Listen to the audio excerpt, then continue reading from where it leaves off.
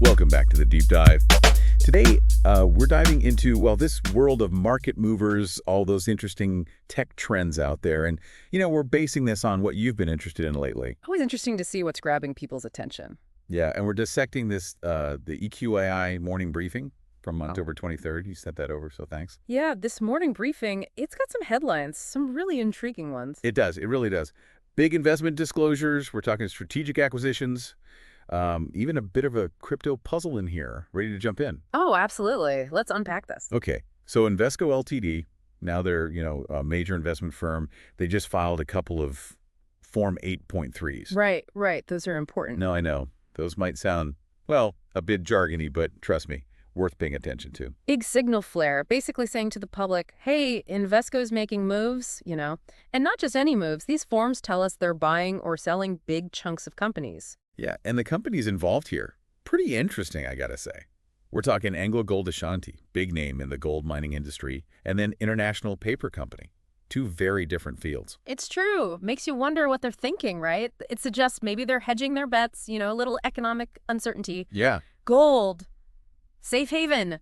Things get rocky. People flock to gold. And then paper. Well, we all use stuff that's packaged, right? It's kind of essential. Makes you think they might know something we don't, right? Right. Which way is the market swinging? Okay, so that's Invesco. But get this.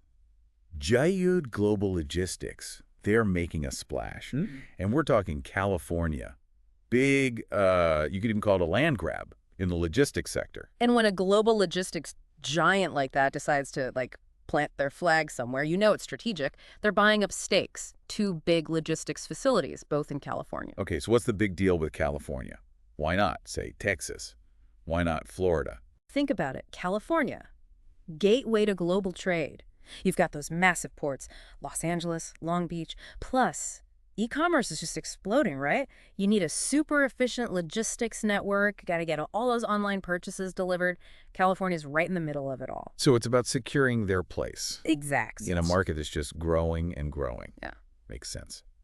But speaking of rapid growth, let's jump from, physical goods to the digital world, because the crypto sphere, it's always buzzing, and this time it's no different. Oh, for sure. Big statement, actually, from Bitchit COO Vuger Usizadeh.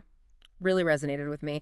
He's calling on crypto platforms to, step up their security game, Shoulder more of the responsibility instead of putting it all on the users. Okay, yeah, I see where he's coming from. Yeah. On the one hand, you want these platforms to be user-friendly, right? So Yeah. more people can actually jump in and use crypto.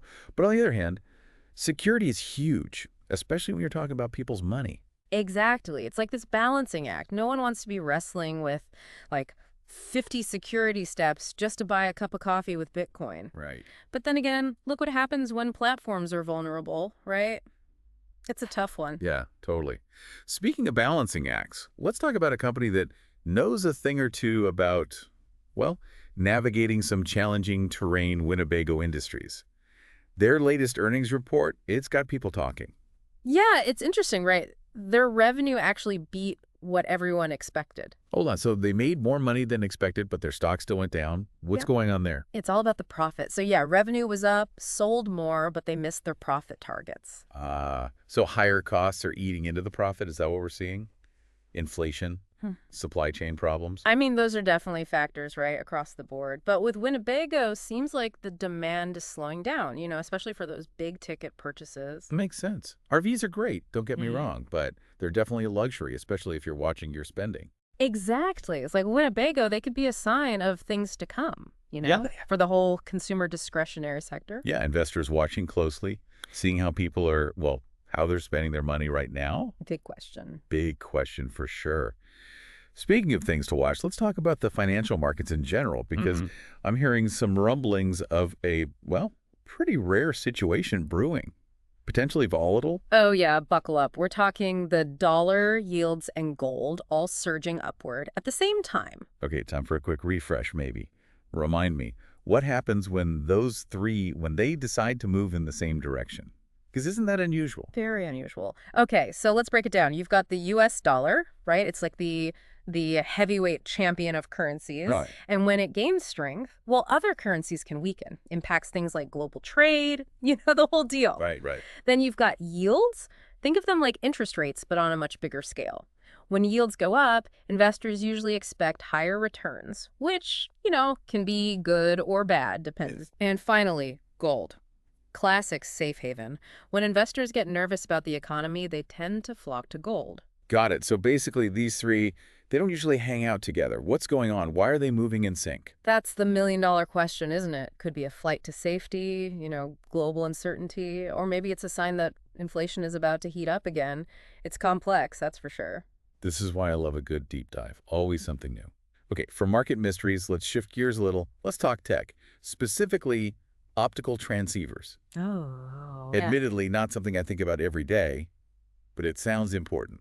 It's more crucial than most people realize. Think of optical transceivers as like the unsung heroes of our internet age. Okay, These are the tiny devices that transmit data as light pulses through fiber optic cables. right. No fast internet without them. Ah, so that's how my streaming addiction survives. Got it. I'm hearing this market is about to, well, explode. In terms of growth, I mean, Right. It is, yeah. Some projections show demand for these things growing at, get this, a compound annual growth rate of 11.5% between 2024 and 2031. wow, that's fast, even for the internet. What's driving that kind of growth? Our hunger for data, that's for sure. Never satisfied. Think about it. Streaming, cloud computing, online gaming, all that Internet of Things stuff, it all needs high-speed data. And as we make more data, use more data, we need faster, more efficient networks. Optical transceivers, they're at the heart of it all. Makes sense. It's like we're constantly having to upgrade the highways Yeah. to handle more traffic. Just in this case, it's all digital traffic. Okay, before we get lost in the data streams, let's talk about one last, well, intriguing move in the business world. You mentioned something about a company, Lumos, and a deal that's a little, shall we say, shush. Yeah, this Lumos thing caught my eye. Sounds like they're basically exiting the public stage, going Yeah. private. This deal with Double Point Ventures. Right. Transitioning from public to private, basically stepping back from, the ever-watchful eye of the stock market. So less about answering to those shareholders every quarter and more about focusing on, well, whatever their game plan is. Yeah, exactly. Going private, it can give a company breathing room. Restructure, shift their focus, maybe even make some acquisitions without having to justify every single move to, the public. Makes sense. Definitely curious to see what Lumos does next, out of the spotlight and all that. Yeah, definitely one to watch. Definitely one to watch. Well, we covered some ground today, that's for sure. Global investments, strategic acquisitions, even jumped into the future of how data is transmitted. Oh, and a little peek behind the curtain of the crypto world. Can't forget that. It's fascinating, isn't it? How it's all connected. Invesco making moves, Winnebago facing challenges, even Bitget pushing for that security overhaul. It all what speaks to those bigger economic forces, the ones shaping things. Totally.